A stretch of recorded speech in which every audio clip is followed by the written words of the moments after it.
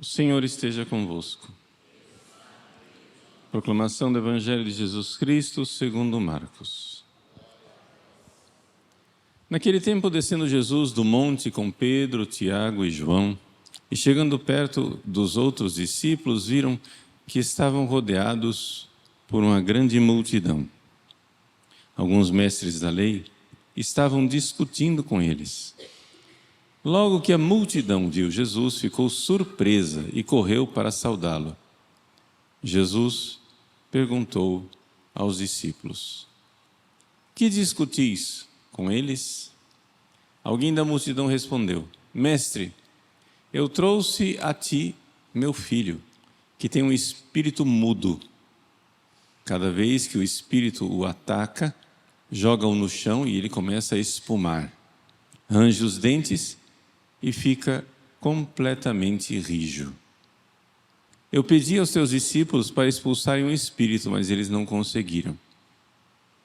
Jesus disse: ó geração incrédula, até quando estarei convosco? Até quando terei que suportar-vos? Trazei aqui o menino. Levaram-lhe o menino. Quando o espírito viu Jesus, sacudiu violentamente o menino, que caiu no chão, e começou a rolar e a espumar pela boca. Jesus perguntou ao pai: desde quando ele está assim? O pai respondeu: desde criança. E muitas vezes o espírito já o lançou no fogo e na água para matá-lo. Se podes fazer alguma coisa, tem piedade de nós e ajuda-nos. Jesus disse: se podes. Tudo é possível para quem tem fé. O pai do menino disse em alta voz: eu tenho fé, mas ajuda a minha falta de fé. Jesus viu que a multidão acorria para junto dele, e então ordenou ao espírito impuro: espírito mudo e surdo, eu te ordeno que saias do menino e nunca mais entres nele. O espírito sacudiu o menino com violência, deu um grito e saiu. O menino ficou como morto, e por isso todos diziam: ele morreu. Mas Jesus pegou a mão do menino, levantou-o e o menino ficou de pé. Depois que Jesus entrou em casa, os discípulos lhe perguntaram: por que nós não conseguimos expulsar o espírito? Jesus respondeu: essa espécie de demônios não pode ser expulsa de modo nenhum, a não ser pela oração. Palavra da salvação.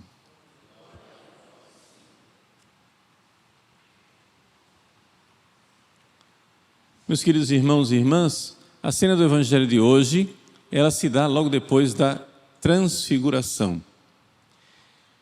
No Vaticano existe uma pintura do famoso pintor renascentista Rafael di Sanzio, que hoje está na Pinacoteca do Vaticano, e tem inclusive na Basílica de São Pedro um mosaico que é a cópia dela, uma espécie de fotocópia em mosaico, num dos altares laterais.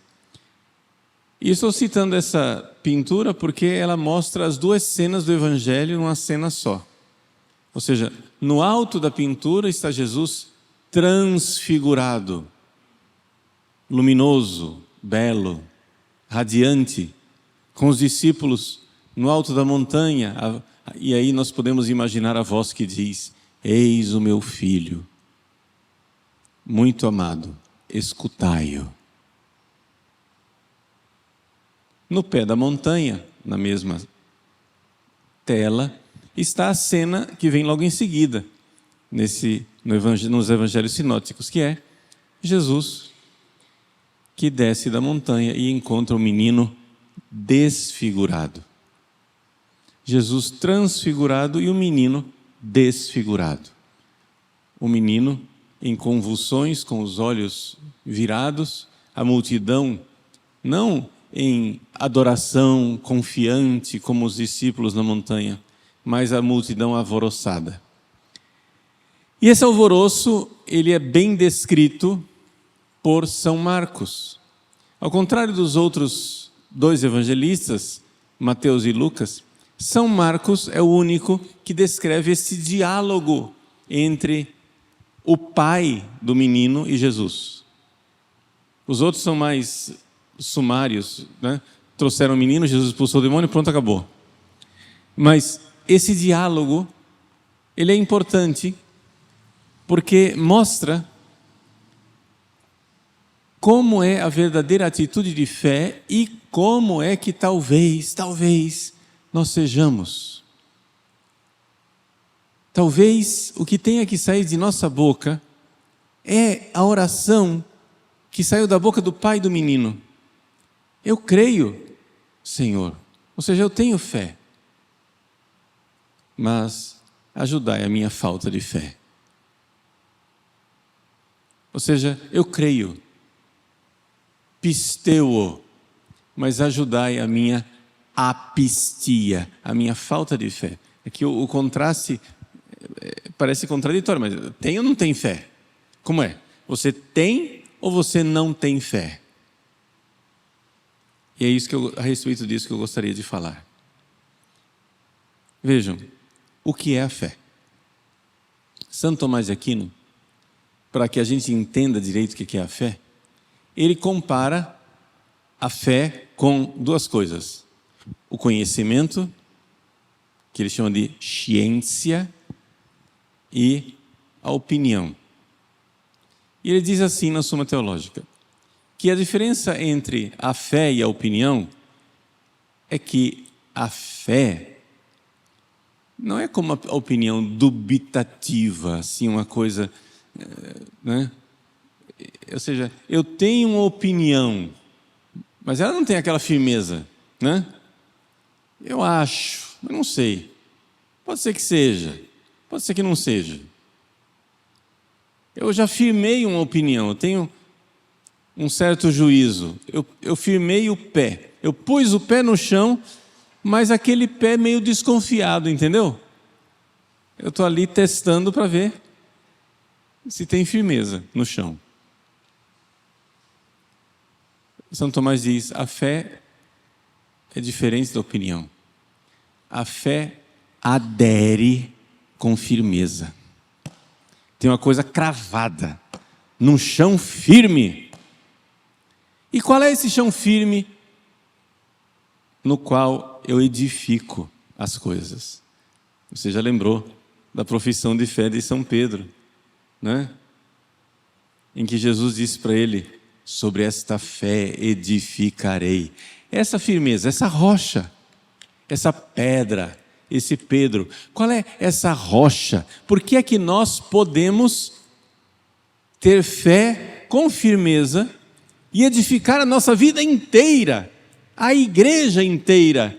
Tudo que nós somos nesse mundo, nós podemos edificar em cima dessa rocha firme, na certeza que nós não estamos construindo a casa em cima de um manguezal,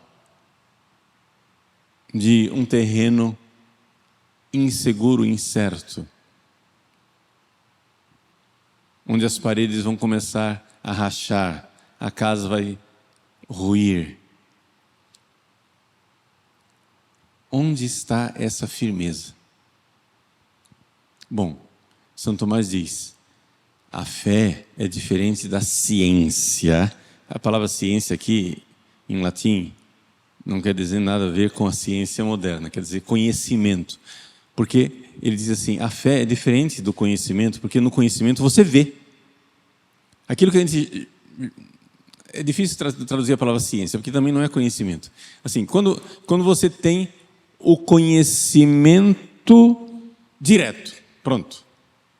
A fé é diferente do conhecimento direto. Eu vi o negócio, eu não posso duvidar que eu vi.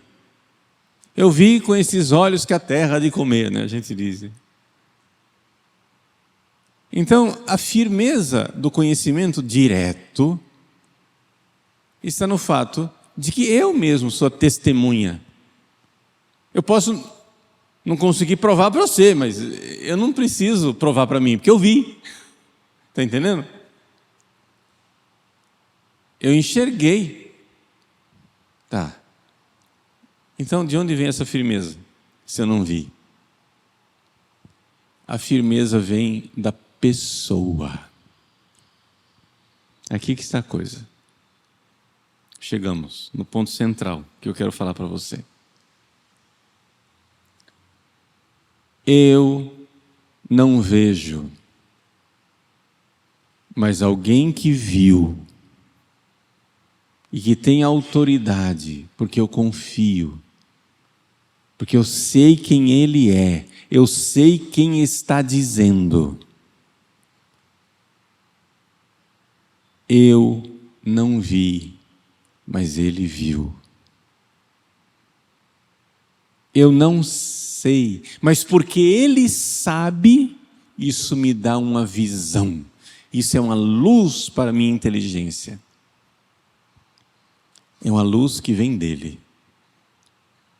Ninguém jamais viu a Deus, mas o Filho, que está junto do seio do Pai, Ele viu.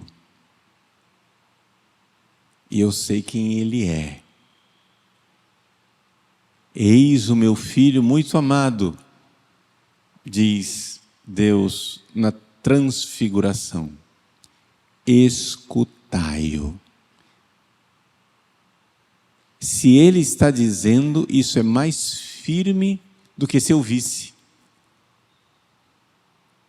Porque Ele não se engana e Ele não engana ninguém. Eu posso até ver as coisas e estar enganado. Mas Ele não se engana e não engana ninguém.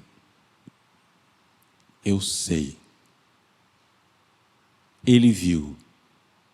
E é exatamente aqui que Jesus quer nos levar. Jesus quer nos levar ao conhecimento dEle. Vejam, a multidão, até mesmo o pai do menino epilético, eles veem as obras de Jesus, mas ainda não viram Jesus. Está entendendo? A fé deles ainda é fraca. A fé deles ainda é essa mistura de creio, mas não creio, creio, mas não sei, é, mas não é. Por quê? Porque eles creem, eles já viram a luz nos milagres. Jesus já fez muitos milagres e por isso o pessoal está levando os doentes para Jesus e para os discípulos. Jesus desce da montanha e a multidão alvoroçada está lá porque quer ver as obras.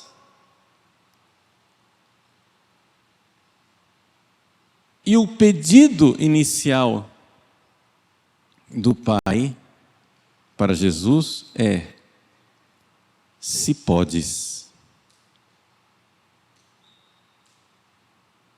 Se podes.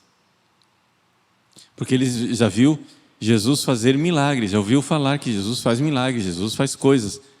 Então, aqui vejam que está tudo na obra.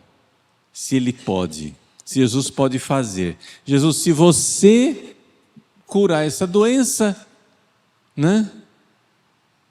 A gente sabe que você cura. Então, uma fé baseada em milagres, uma fé baseada nas obras de Cristo. Mas Jesus quer nos levar para uma fé mais profunda. Uma fé onde nós cremos nele, mesmo quando ele não nos dá o milagre.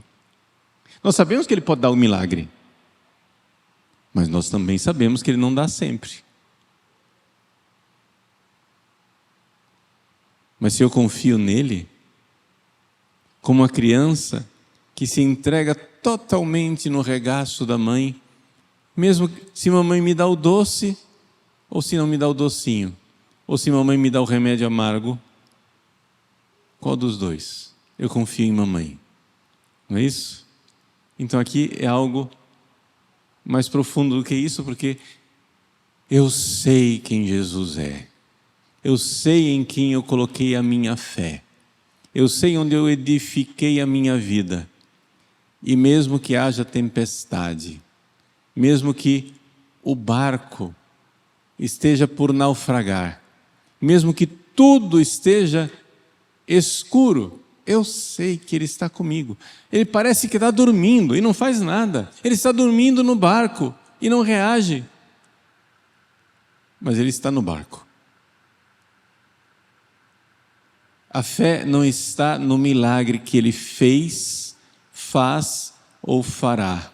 A fé está no fato de que ele está comigo. É ele, é a pessoa dele. Fé não nas obras de Cristo, fé na pessoa de Cristo. Fé até mesmo quando ele deixa de operar totalmente no sepulcro, no sábado santo. A fé de Maria.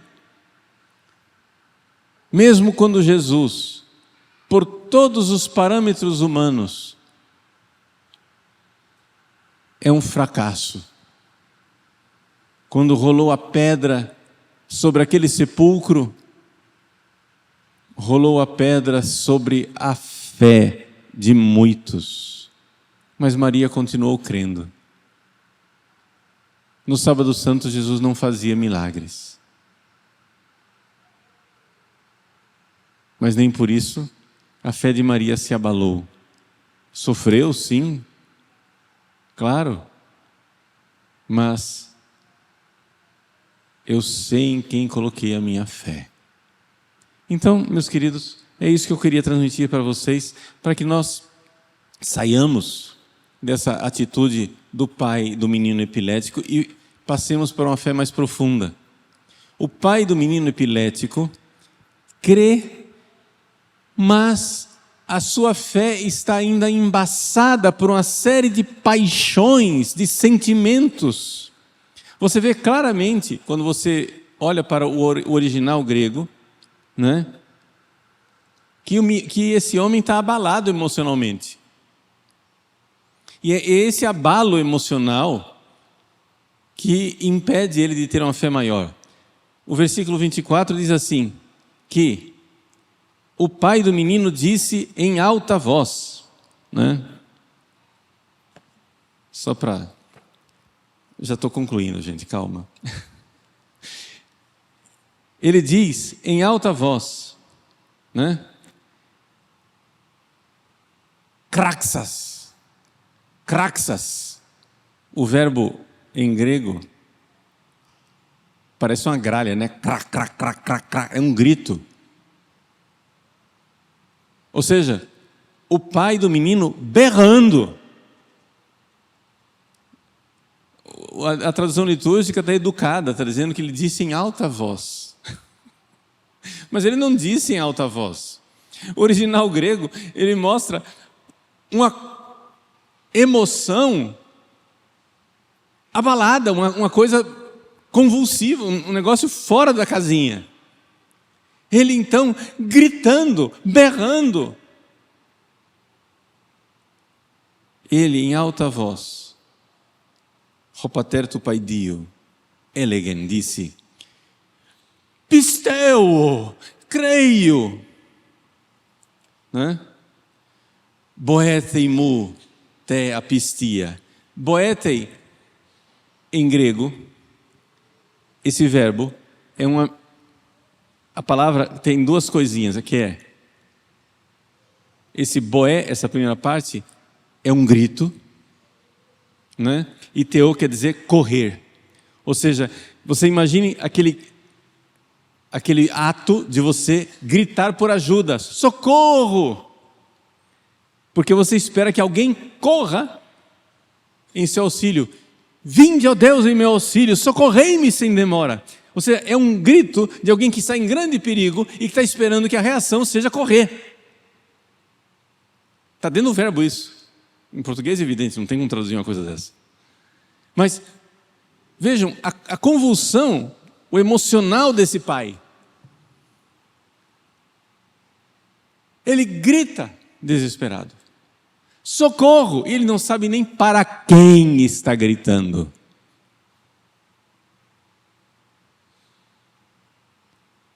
Eu creio, talvez ele queira dizer aqui, eu creio que tu podes fazer. Mas o texto que está subentendido é, embora eu não creia ainda em quem tu és. Entendeu? Jesus quer nos levar a que nós creiamos em quem Ele é. O que você está vivendo? A sua vida está desfigurada? Só confusão? A sua casa é parecida com aquela multidão alvoroçada? A sua casa está parecida com essa confusão ao pé da montanha?